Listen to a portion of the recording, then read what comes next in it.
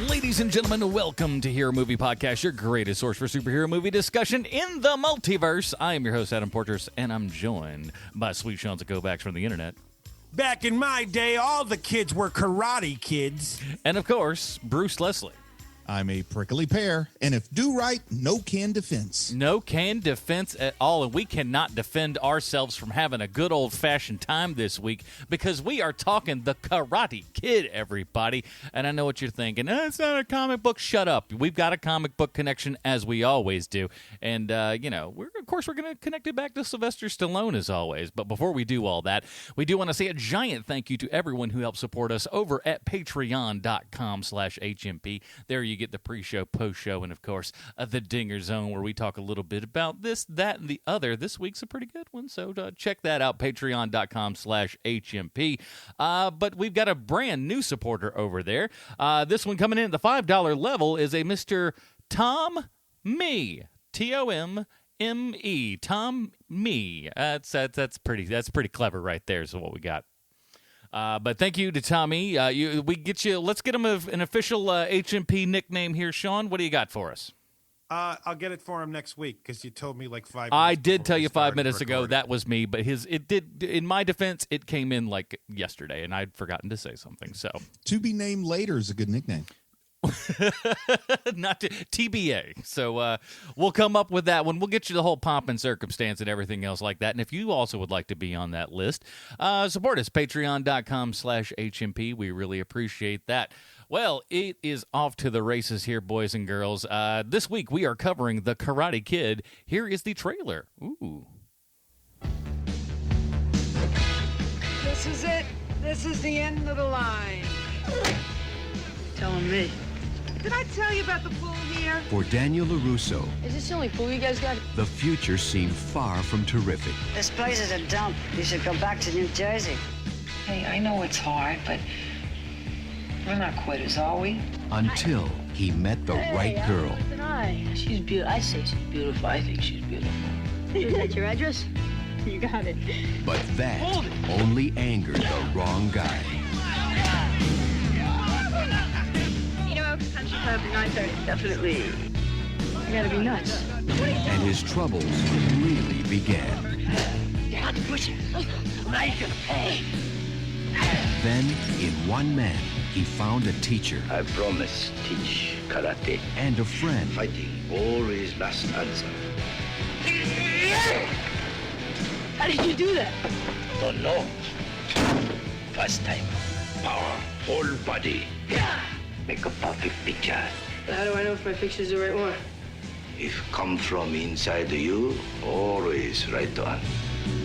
Lesson about the balance, not just karate. Lesson for whole life. Why train? So I won't have to fight. Hey, Karate Kid! Let's make a move! Points or no points? You're dead meat. I don't have much of a cheering section. You got me. In the end, it will be in Daniel's hands, in his body,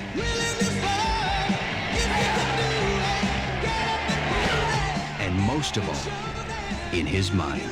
Concentrate, focus, power. Remember balance. No mercy. Columbia Pictures presents The Karate Kid. Hey, what kind of belt do you have? Canvas. You like? J.C. Penney, $3.98. Alrighty, that was the trailer of Karate Kid from 1984. I know what you're all thinking. I was thinking the exact same thing, too. How in the world can this be a comic book? Well, you know what time it is.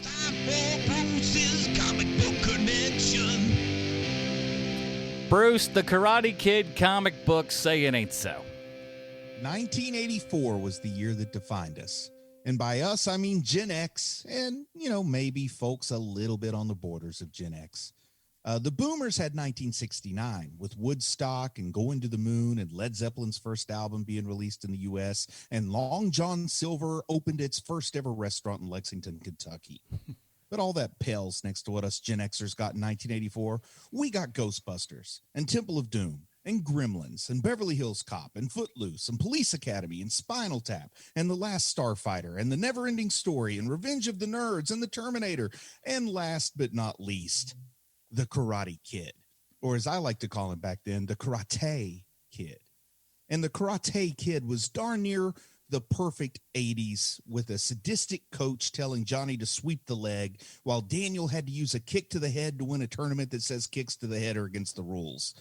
But of all the many things folks my age may know both inside and out about the Karate Kid, one thing you might not know is Columbia Pictures received special permission from DC Comics in 1984 to use the title. And, of course, the reason they got special permission is because in 1966, Adventure Comics number 346, written by 15-year-old Jim Shooter, introduced a character called Karate Kid, also known as Val Armour. The original Karate Kid is a member of the Legion of Superheroes and is a master of every form of martial arts to have been developed by the 31st century, including something young Shooter called Super Karate. Something else you might not know is that this was Jim Shooter's first published stories. Now, some guys don't publish until they're in their mid-40s, and even then it's in a British mag one-shot, but not Jim Shooter. He had published in Action Comics before all of his armpit hairs had even come in. What a story. But who is Val Armour, the first Karate Kid? He was the son of one of Japan's greatest crime lords, Kirao Nezumi, also known as Black Dragon. When he was born, his mother, the American secret agent Valentina Armour, tried to hide him from his father, but she failed and was killed for her effort. Japan's greatest hero sensei, Toshiaki, the White Crane, I lost my train of thought there. Okay, he eventually killed Black Dragon for his crimes and adopted the infant Val. He raised Val as if he were his own son and trained him in all manner of the martial arts. Val became the youngest warrior ever to earn the title samurai, and he went to work for his local shogun. However, after trying his best and failing to please his supervisor, he quit and searched the galaxy for new forms of battle to master. Val probably never competed in the All Valley Championship, but he did come from a broken home. With his father gone, he was taught how to fight by a sensei known as the White Crane, so it goes to reason he probably learned that legendary crane kick. Val never got to fight against Johnny Lawrence, but in order to win a spot on the Legion, he did karate fight Superboy, a match in which he held his own. Despite being from the 31st century, Karate Kid did have a nice 20th century run when, in order to impress a woman, he traveled back to 1976, where he starred in his own self-titled comic that ran for 15 issues. These comics were filled with Karate Kid doing karate in the 70s and probably did a little more to inform his beloved film adaptation than did his exploits with the Legion of Superheroes. After a little over a year crane kicking his way through the disco era, Val went back to the future. Now we can cover that movie, guys. Hey. Back in the 31st century, Val crossed karate chops with his arch nemesis, a kid named Nemesis Kid. I mean, he was named by a 15-year-old after all. Well, this fight didn't end well because You're the Best wasn't playing in the background, and Val up and died. So with the death of Val was the end of any hope for a Karate Kid 2. That is, until a guy named Mig of Lithal joined the Legion and became Karate Kid 2. So don't worry, guys. If we cover the sequel, I've got the sequel covered. And that is my attempt at making it clear why The Karate Kid is indeed, totally, definitely an honest-to-goodness comic book movie and not just a movie I wanted to watch this week. Sean, you buy any of this? No, but I mean, there's adaptations. I mean, it's super easy. I mean, IDW is making a Cobra Kai comic. I mean, I mean, come on. Listen, if there's anything that this show has taught us over the years is that, there's comic book connections to everything. And if there's not, just wait around 5 minutes. Somebody might make one. You know what I'm saying? And I mean, we were bailed out by Columbia trying to cover their backside on this one. Thanks, Columbia. What happened to TriStar? Come on, bring TriStar back for me, will you, please? I missed that horse. So it's 1984. Let me ask you guys, because I kind of discovered this a little bit later, obviously, because I was 2 in 1984. But the repercussions of this movie would, and a lot of 1984 movies in and of themselves, would be felt for years and years and years after this movie came out and everything. What was it like during this time? Everybody wanted to learn karate. No, people didn't want to learn karate. They wanted to pretend they already knew karate. I was in that camp. My experience with this movie is somewhat different than most people, because I've heard everybody's, this is well-trod territory talking about Karate Kid. I mean, everybody's done their 2 bits on this. My experience with Karate Kid was I wasn't into it when it first came out. Now this is one of the movies I've seen the most. I haven't told many people this, but for a couple of years in the early 2000s, I had this great idea. I thought what was a great idea, which is, and I thought it was just my own idea, that, in reality, Danny Russo is the bad guy. But after watching it multiple times, you only have to watch it like 3 times to realize, like, oh, you can't really like shoehorn in that Danny LaRusso's the bad guy. Like it's too much. Johnny is just such a prick. Like there's no way, like you can't make it work. Right. Yeah. And so what made me come up to that was that I hadn't watched Karate Kid when it first came out. I saw it on VHS. I saw it later. I was still a kid when I saw it, but its time had almost passed. Like I think around Karate Kid 3 is when I started getting into it. And that was where the fever pitch was. I mean, because that was 1989, and that's really when I remember it. Obviously it had been on VHS a whole bunch, but even in 1989, it was starting up all over again. The Karate Kid hype just happened again. There were people that were still, signing up to karate schools all over the country, and I think that's where a lot of the kind of strip mall karate centers really just birthed from this movie in '84. And I mean, it took, I think it's a little bit of a stretch to call this a martial arts film, but it did kind of take that out of genre territory into big time mainstream top 10 movie of the year kind of territory here. Well, when you learn about how this movie was made, like how this concept came to be, and learn just how ungenuine it is, like you could say, like, oh yeah, of course, they wanted to make a movie that was like Rocky, but with a kid instead of a grown man, and they wanted Rocky so bad they got the director of Rocky to direct the Karate Kid. I mean, can we talk about Avildsen? Is that how you pronounce his name, John? Like, I don't even know how to pronounce this guy's name. And my question is, why isn't he like a household name? He directed 2 Rockies and 3 Karate Kids. Like, even if it's not a guy you like, it's a guy whose name you should know. And I don't even know how to pronounce it properly. Avildsen, I think. I'm in the same. Yeah, I'm guessing Avildsen. It's one that you don't hear, but you think you would, having those kinds of movies under your belt for sure. So does he kick puppies or something? I mean, what's the deal? Why isn't he at least like Tony Scott level name recognition? Well, Tony Scott has like 75 hits under his belt. And I guess what kept this guy from getting those hits maybe is what I'm asking. I'm not sure, because Avildsen, he directed Rocky, Karate Kid. He directed, at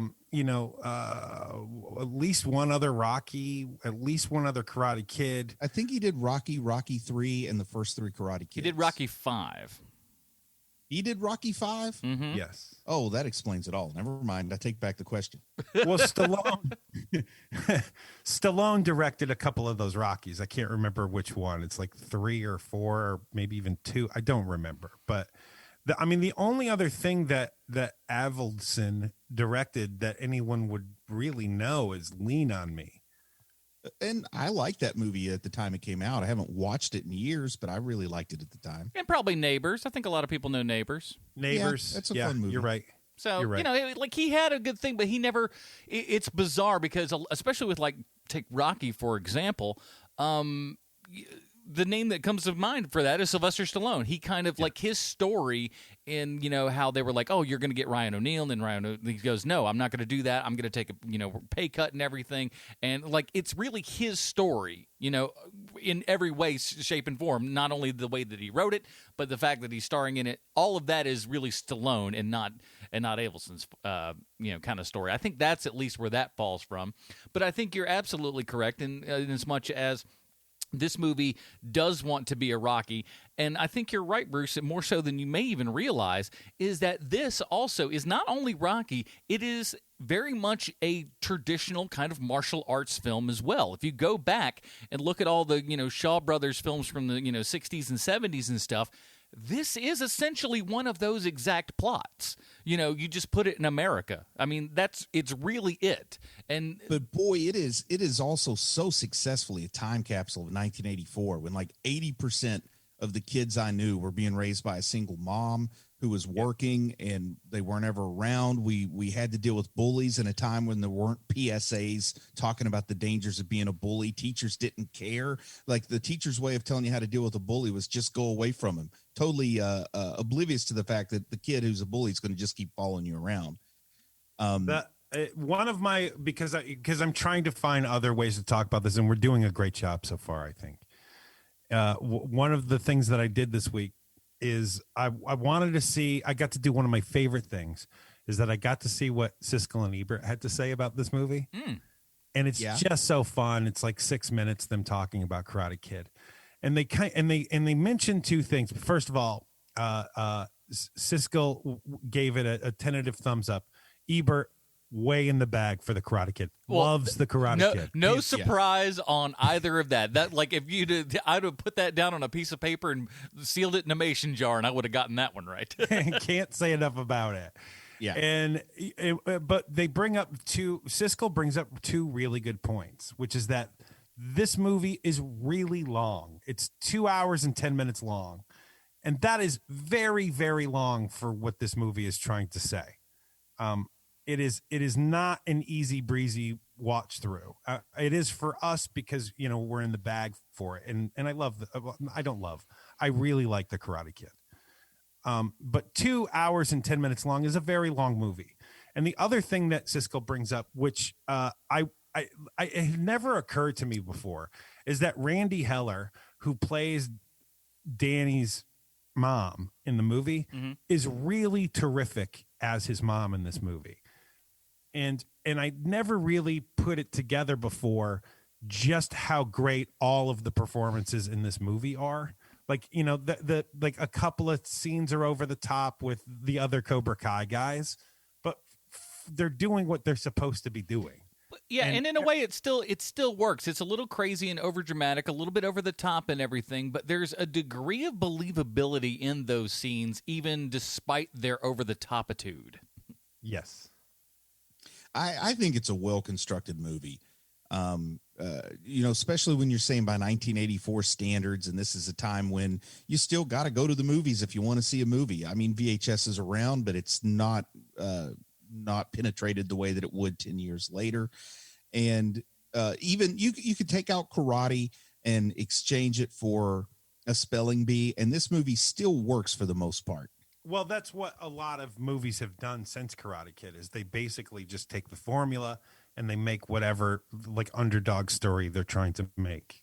And I guess maybe part of what I'm trying to drill down to, and I'm like thinking as I'm talking about it, but maybe it's not even about the formula, but it's about the sincerity of the performance from Pat Morita, the sincerity of the performance at times from Ralph Macchio, who I'm not necessarily impressed with as an actor, but he does a good job of being a confused teen at times, which is what you need out of Daniel here.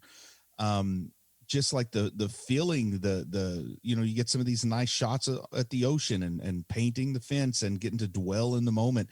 I think it's really good filmmaking. For me, a guy who has an amateur eye, and I'm just judging it as an everyman, not as somebody who understands filmmaking on any level, but I just think it's really well constructed. Rewatching it, I'm surprised at how it doesn't suffer from some of the things that movies in 1984 suffer from when I try to rewatch them. I think you're right. And there is that great payoff with all of the training, like that secret training that's been happening in it. And when the first time you watch it, or if you've never, if you weren't part of pop culture, you didn't know what any of that meant. Like it is such a great surprise. I would imagine that surprises no one now because it has been copied a million times. But at the time, this was new and it was interesting and it was fun. Plus, any cranky old guy who's had to be responsible for the training or education of younger folks loves this movie that now he can say, hey, just trust me, wax on, wax off for 7 hours so you're not in my hair. You know, like you can use the lesson of this movie to your own benefit, too, if you're in a trainer-trainee kind of relationship sometimes.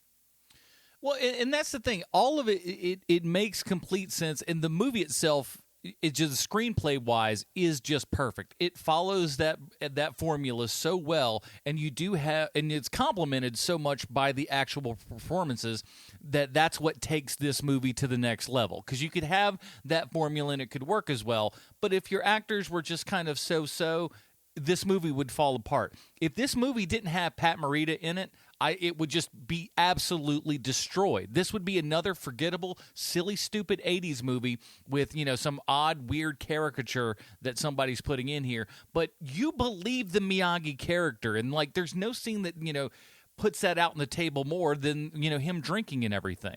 And I think this is a prime example of something we were talking about on the Dinger Zone. So if folks aren't patrons, they may want to go check that out. But, a comic who takes that turn towards the dramatic. And I think maybe Pat Morita, somebody I intentionally didn't call out but was thinking of in that Dinger Zone, is a prime example. This is a guy who was like an acolyte of Red Fox. This is a guy who is a comic, a comedian, a comedic actor. And because of that, they were very, very hesitant to even give him this role. But he becomes the heart and soul of this movie. He gets an Oscar nomination, and his career has changed forever after this. Yeah. And it's one of those things too, where he is perfectly cast. He's the perfect person for this role. And at the time that didn't always happen, think of, Mickey Rooney. Let's say Mickey Rooney was in this role. Yeah. As his character from Breakfast at Tiffany's. Yeah, that would have been bad. It would have been really bad, but it also wouldn't be out of the realm of possibility in 1984. No.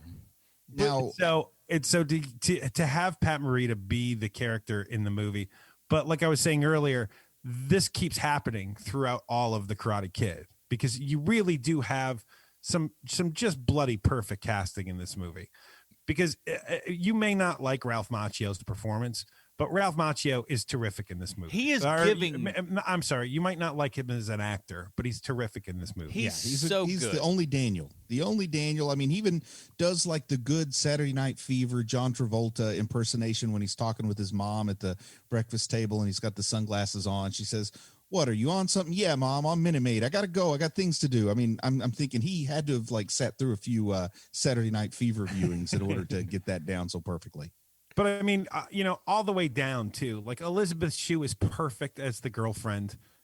Martin Kove is awesome as Kreese. Oh, he's so great. It's just again and again and again, you have the right person in the right role in the right movie. And that's what this thing is. Since we're talking about the right person in each of these roles, is it good to talk about the wrong people that maybe were targeted for these roles? Oh, please. Yes. I don't know anything about this. Well, I guess we can start with Daniel, because Daniel LaRusso was originally Daniel Weber.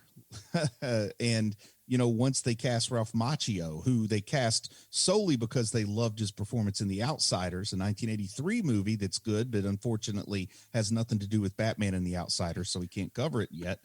But, they're like, this guy is not only perfect for this role, but now we're seeing this role in a whole new light. The guy's moving here from New Jersey. He's not just another kid living in the Valley, that kind of thing. And so part of it. Hold on a second, because I know Daniel Weber just from The Punisher. Is that right? I don't know, man. I don't know. I just know Daniel Weber was the original name of Daniel LaRusso. Oh, I see. I thought you were character. talking about the actor. No. The actors that they really had their eyes set on were Sean Penn, Robert Downey Jr., Charlie Sheen, Emilio Estevez, Nick Cage, Tom Cruise, all of them and Eric wrong. Stoltz. Yeah, all of them wrong, but all of them may be better Daniel Webers than Daniel LaRusso's. So part of it is too, if you've got a really good team of creatives, they'll bend around the person if they know they've got the right person. They need to make the role fit, much like how they magically changed the name of all of Tony Danza's characters to Tony once he gets cast. Hey, look, if I read a script and I see a name that's not Tony, I'm not going to know to read that, so you're going to need to change it. Yeah. You mean your name's not really Angela? Also, I want to see what you think about this, Adam. I feel like you probably already know this, but I still want to get your take on it. But first choice for Mr. Miyagi is Toshiro Mifune. I could understand where that thought process would come from to try to get him. I could not imagine him in this particular role. Well, do you know why he didn't get it? Probably because his English wasn't great. Every role.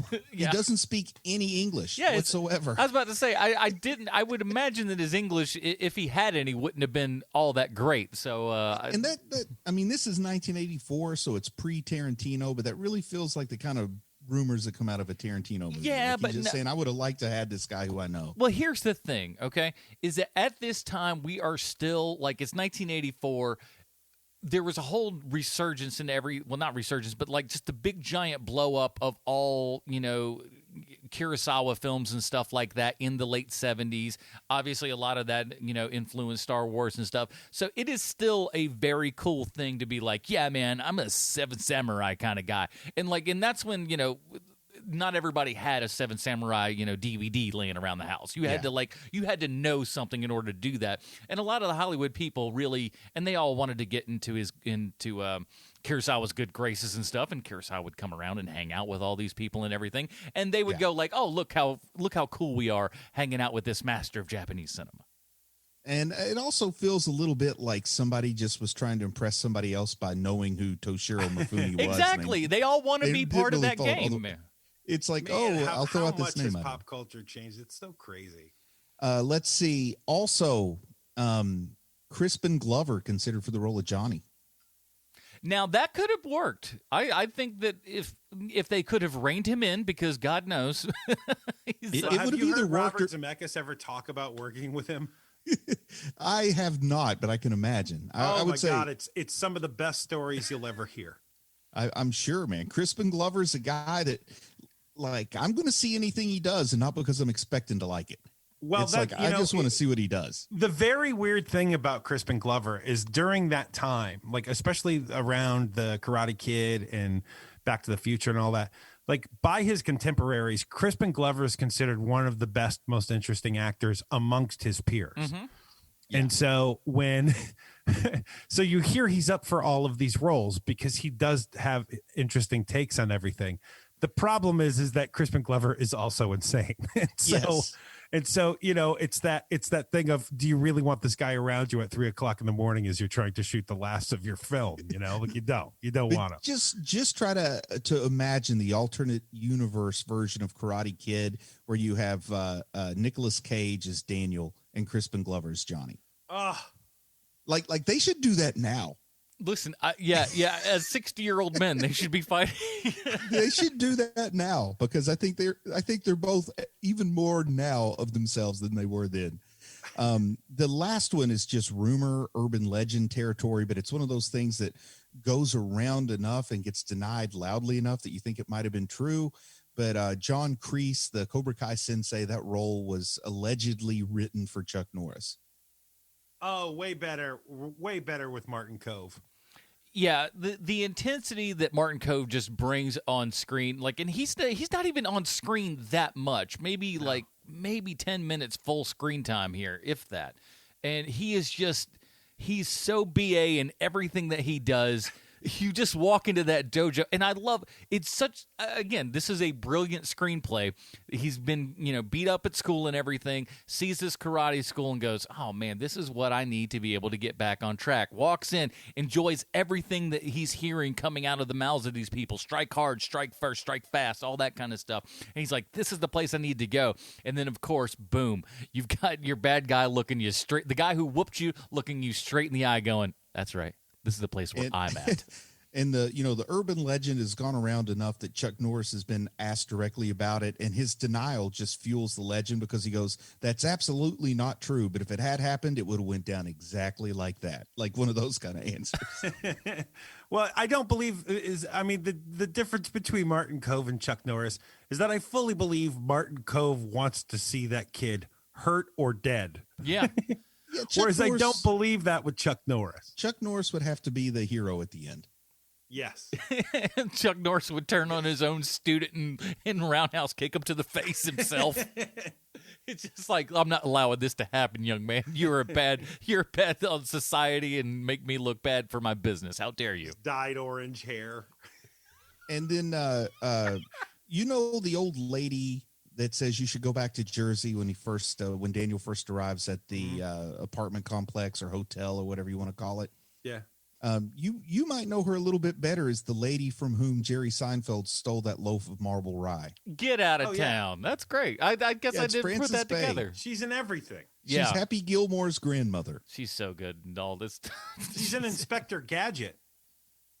Well, that is Andy Dick, Inspector Gadget, or Matthew Broderick, Inspector Gadget. Matthew Broderick. Inspector Good. Gadget, That's success. Sir. And it wasn't Andy Dick in Inspector Gadget, sir. It was French Stewart. Get it in the right. sequel.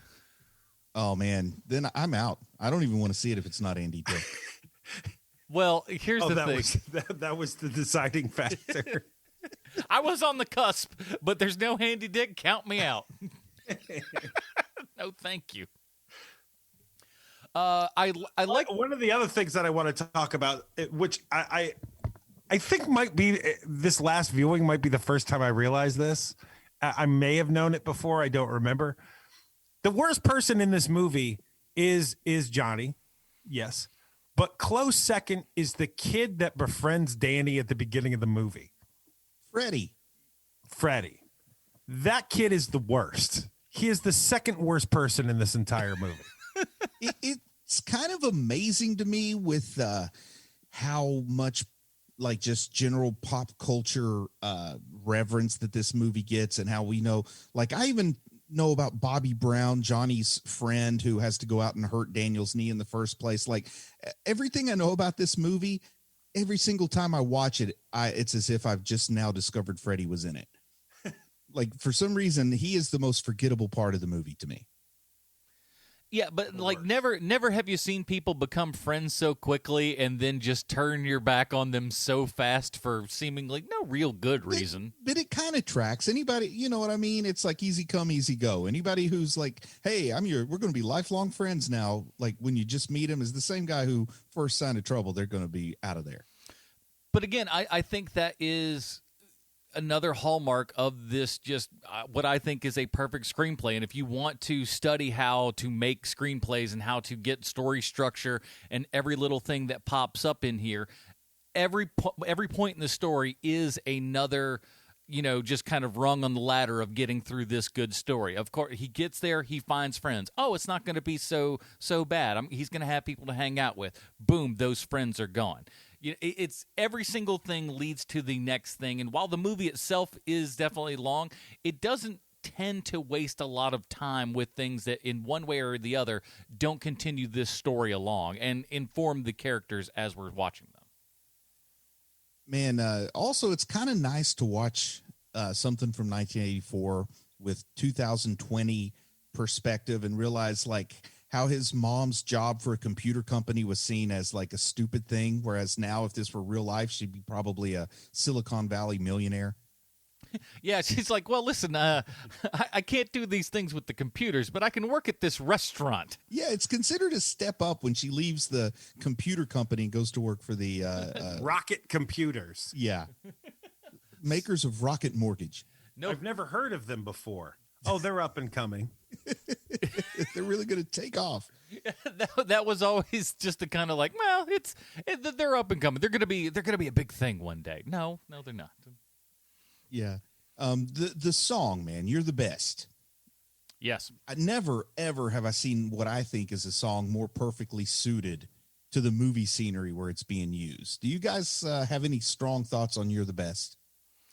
It's so much fun. I absolutely love the song. You can't help but kind of get pumped as it goes on. Maybe it's, tangentially because of the movie itself, but it's a fun, just over the top kind of 80s song that is just prime for montage. And who do you get, who's better at montage than the guy who directed Rocky? And, it's also that 1980s level of songwriting you could run into sometimes, where you sit down and say, okay, we need a song for our picture. And what we need is a song that says you're the best. Like, you're the best around. And the guy goes, okay, I can do that. And he comes back singing literally, you're the best around. Man, But also, if there ever sounded like a song that was written by Rick Derringer but wasn't, it's that movie. and this song wasn't written for the Karate Kid. It was written for Rocky III. Yeah, I mean, when you start with history repeats itself, you're like, this is the first movie. This is the first time this kid's ever fought in anything. What are we repeating here? Yeah, so we got You're the Best in this movie because once Survivor came up with Eye of the Tiger, there was no room for You're the Best. No, and they're right. I mean, it would have muddied the waters. They're right. And, in 1984, I would have firmly been Team Eye of the Tiger in this song matchup. But I think You're the Best kind of for its silliness, but also not silliness, like awesomeness at the same time. It wins the marathon, even though it lost the sprint. Well, this song gained footing way later, right? I mean, when we were walking out of the Karate Kid or, off of VHS watching it, like no one's singing You're the Best around after the movie's over. Everyone is singing Eye of the Tiger after they walk out of Rocky III. And something, too, that I just didn't really remember, because the last time I've watched this movie has probably been more than 5 years ago, maybe as much as 10.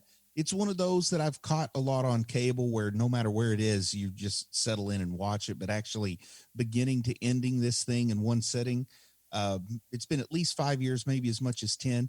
I forgot just how much it is extended in the beginning and how abruptly it ends. It's weird because if this were a 2-hour slider, you could have slid it just a little bit to the right and maybe had a more what you expect.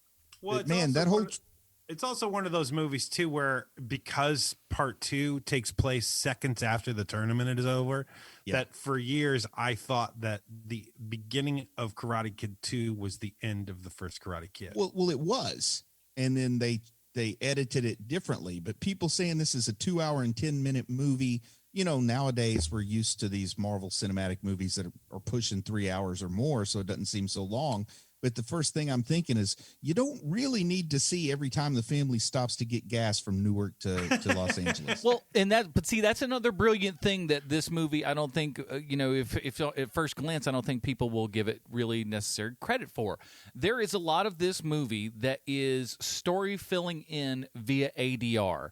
And it's doing a great job of that. It shows you that once they finish this, they went, oh, we've got to fill in some of these gaps in here. And they do so with these traveling shots. We throw in some voiceover and everything, filling in those story gaps, making, sense for all the things that I'm sure when they did tests, they were like, I'm not sure why X, Y, and Z. And they fill those kind of, blanks and everything with that narrative. And it's a smart move and shows that, they really want to focus on what's involved in the story here.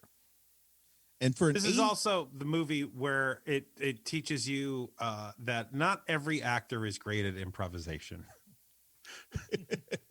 Oh, really? Well, the stuff that the bullies from Cobra Kai are saying to Daniel, put him in a body bag. That's pretty good.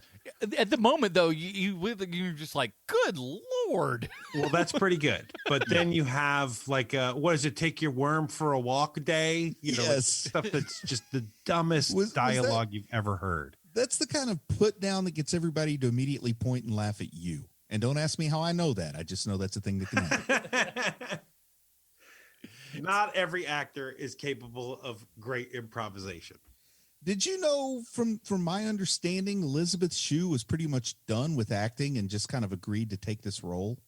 Like she was at Harvard. She had done some like Burger King commercials or something. And that was like a fun thing to do as a kid, but she was off getting like an education and ready to move on. And this brought her back into the fold. Well, I sure am glad that we get to look at her more. We wouldn't have the boys now if not for the Karate Kid. And they also gave her brother like a basically an extra. He's an extra, but he gets to show up in the movie. Andrew Shue, who would later go on to fame with Melrose Place or something. Yeah, she's really great in it, and she's got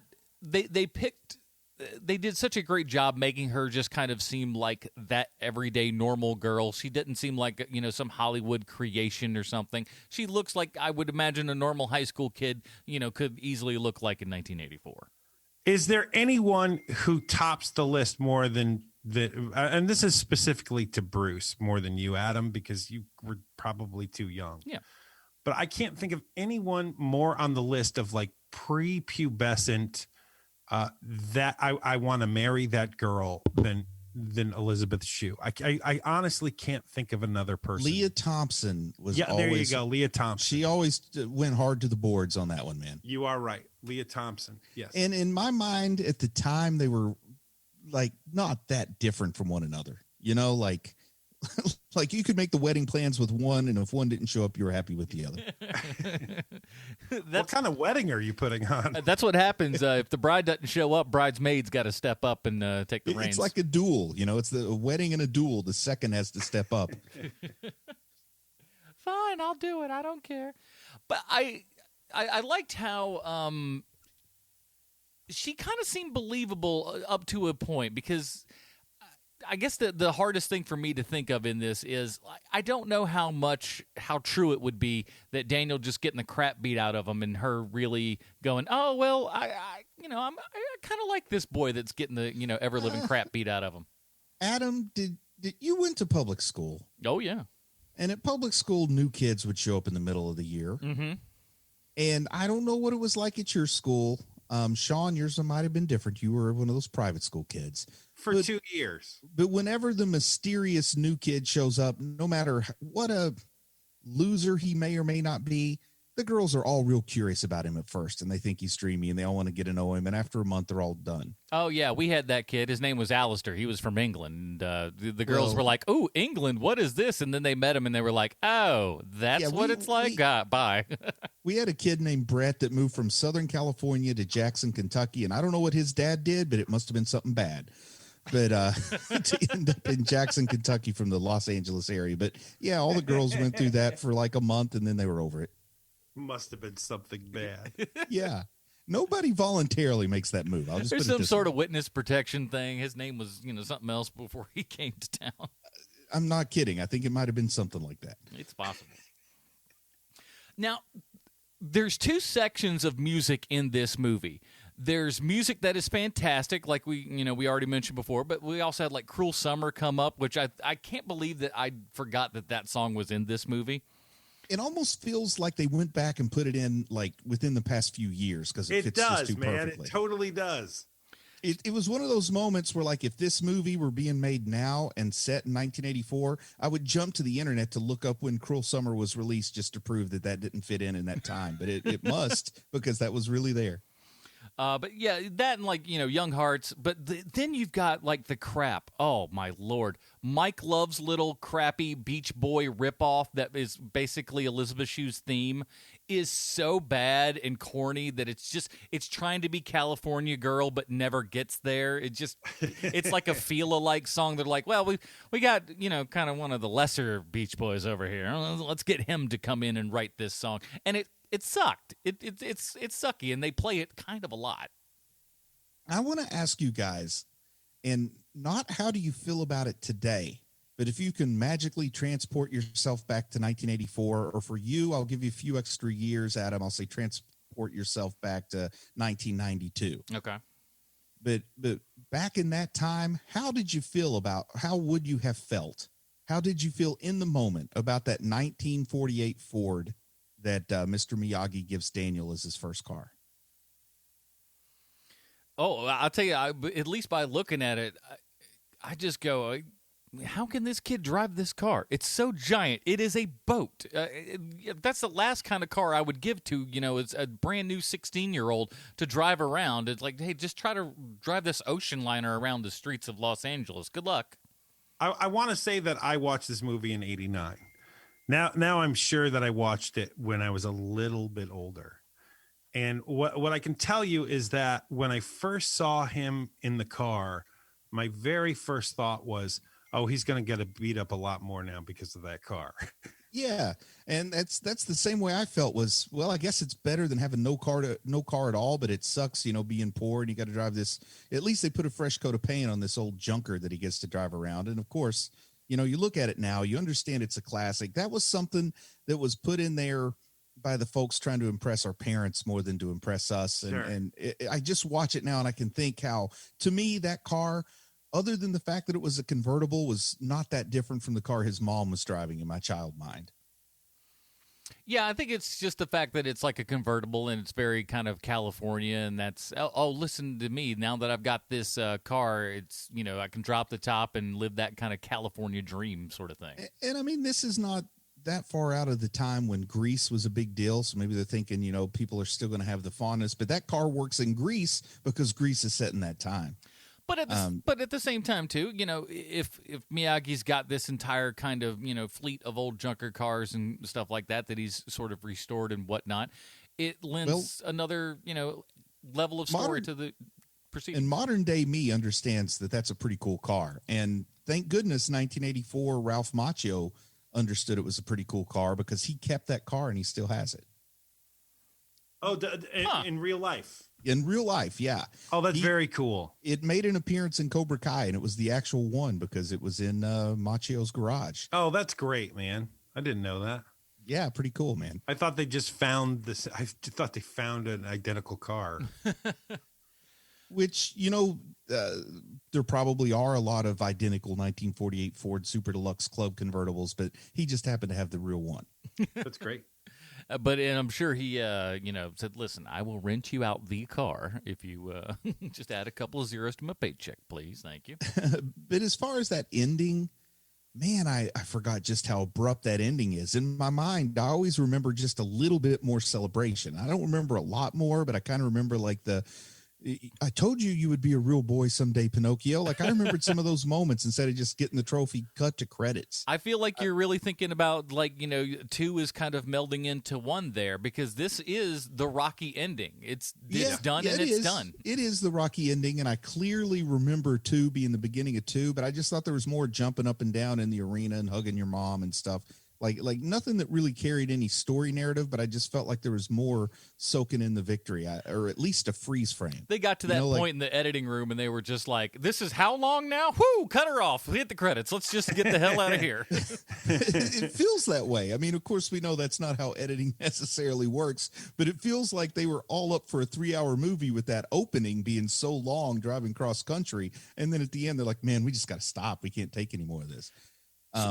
And also, as far as getting it down to 2 hours and 10 minutes, 2 of the longer scenes that they cut out are fight scenes. And I never would have thought it was possible for a movie from the 80s with karate in the title to cut out fight scenes in order to leave in scenes about a drunken man talking about his infant child dying in what equates to a concentration camp.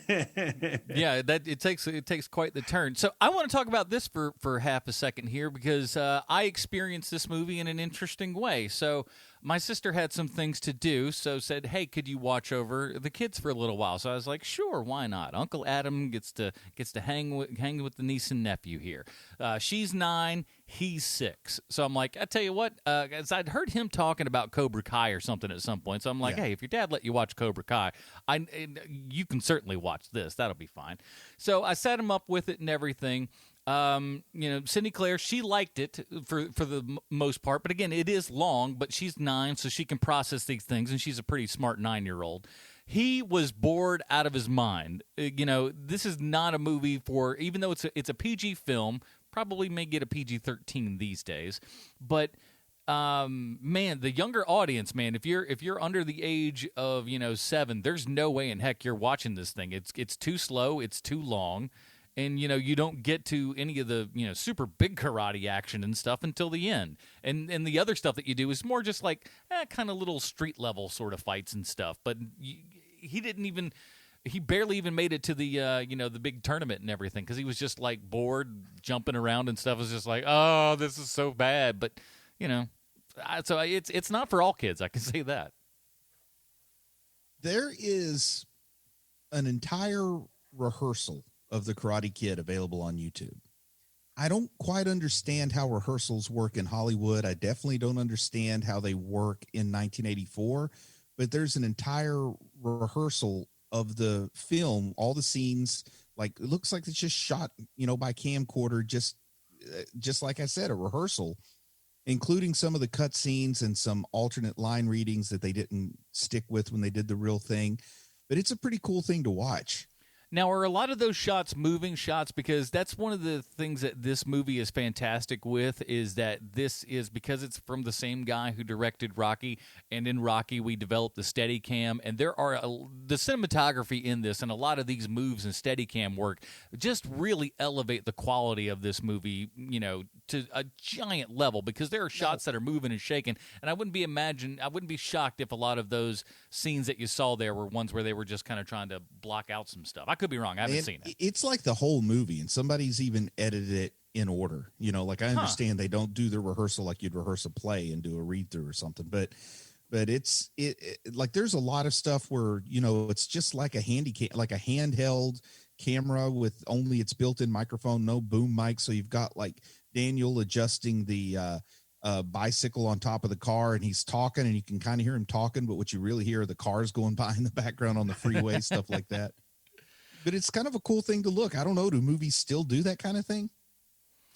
It all depends. Probably not like to that. I mean, it sounds like you say that the whole darn movie's in there, but it's like a rehearsal, man. I can't think of what else to call it. I wonder if they have all the rehearsal footage to Ice Pirates. If they do, I know at least one person named Sean that's willing to buy it. That's coming in the special edition that you got to look out for.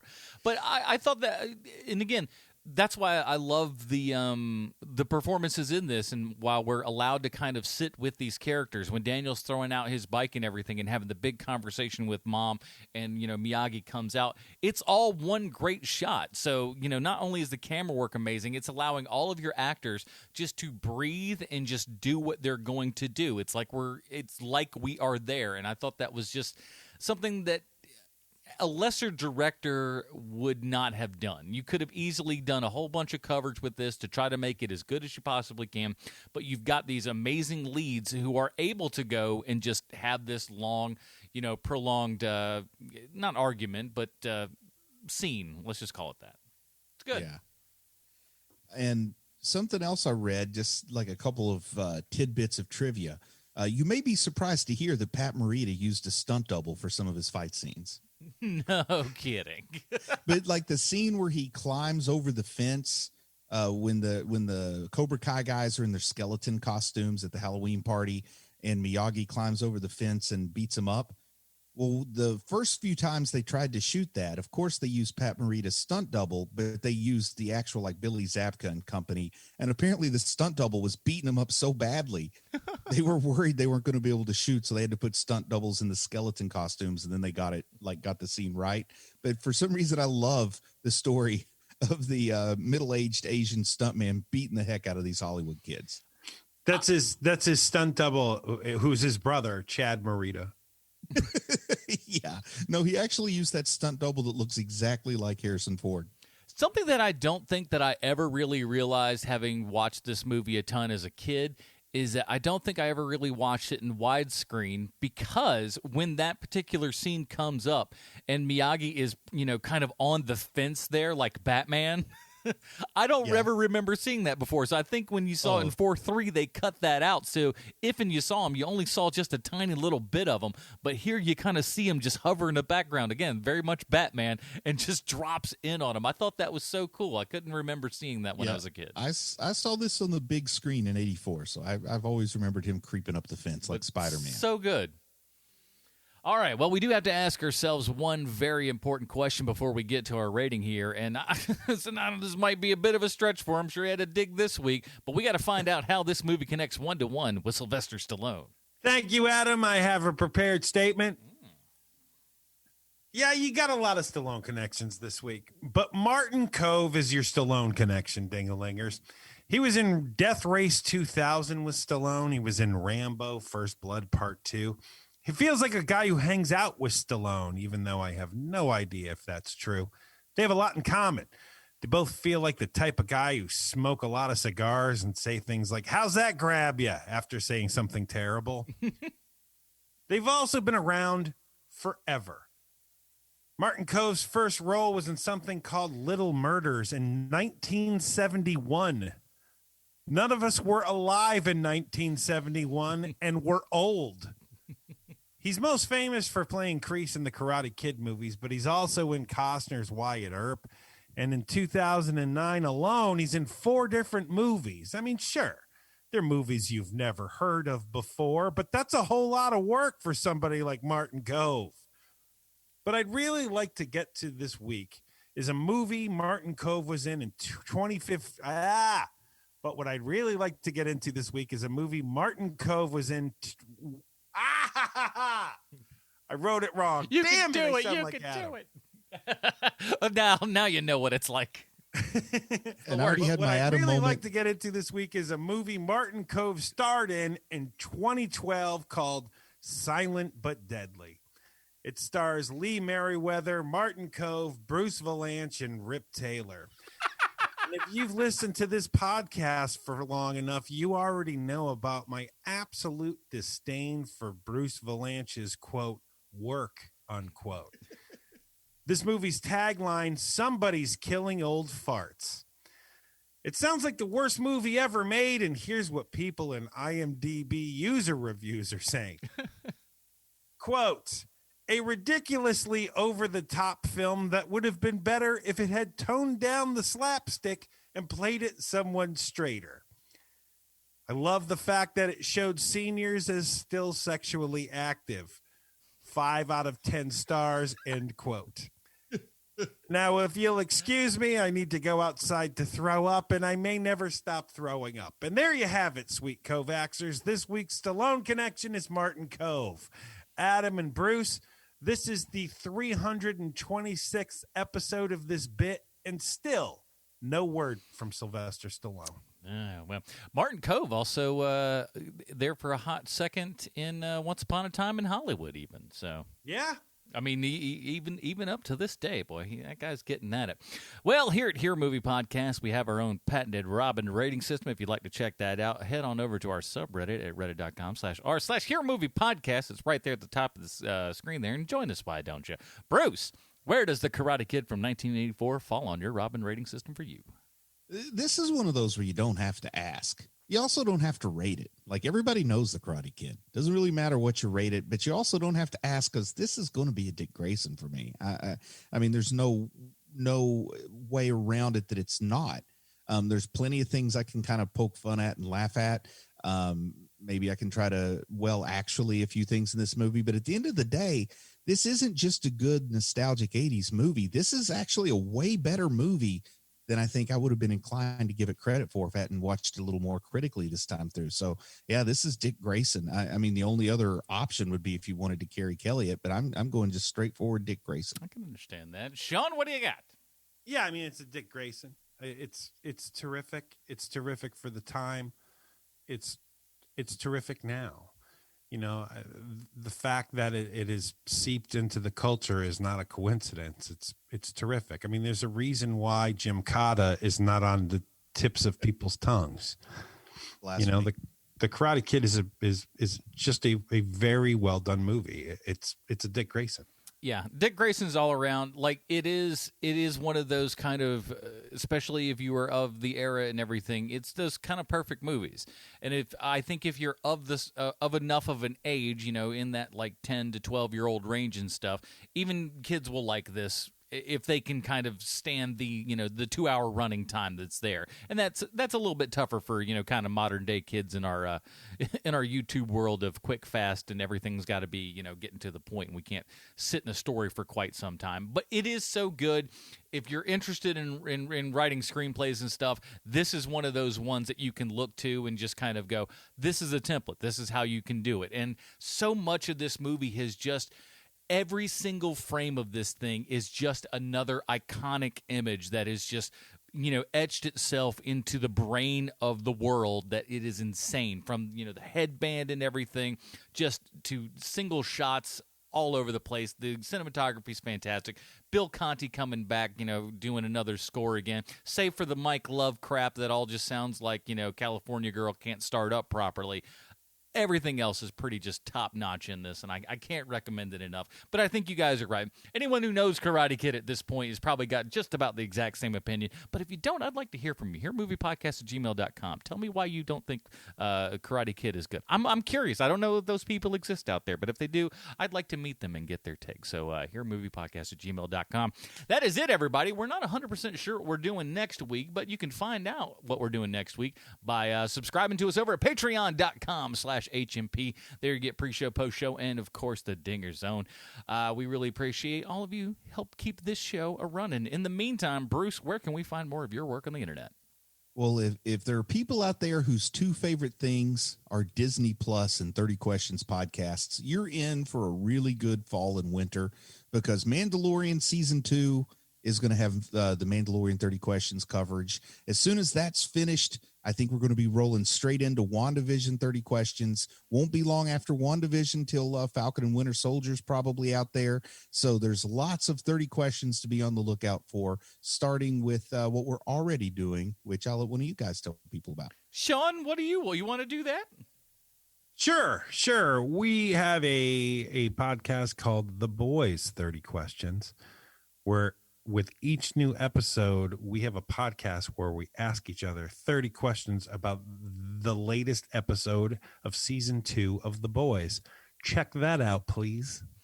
It's a lot of fun, and we hope you guys enjoy all of that kind of good stuff. That is it, everybody. Join us next week for we review another superhero movie or television show. For Sweet Sean Kovacs from the internet, Bruce Leslie, I'm Anna Portress. Stay super, everybody. Bye, Marty. Try to be best, 'cause you're only a man, and a man's got to learn to take it. Try to